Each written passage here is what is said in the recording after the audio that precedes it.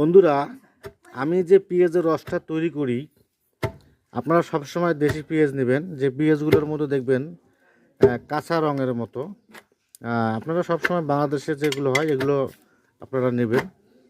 আপনি যে কোনোভাবে পাটায় পিষে অথবা ঢেঁকিতে বা ভ্যারান্ডারের মধ্যে পানি মিক্স করা যাবে না। আপনারা ভালো করে ধুয়ে এরকম জাল্লির মধ্যে পেঁয়াজটা রাখবেন। পানিটা যখন শুকিয়ে যাবে তারপরে আপনারা এটা ভালো করে পেস্ট তৈরি করবেন। পেস্ট করে চিপে রস নেবেন। যেমন আমি যে পাত দিয়েছি, এই দেখেন পেস্টের মতো, বাস এখানে এই যে চিপ দিলে পানি বের হয়ে যাবে।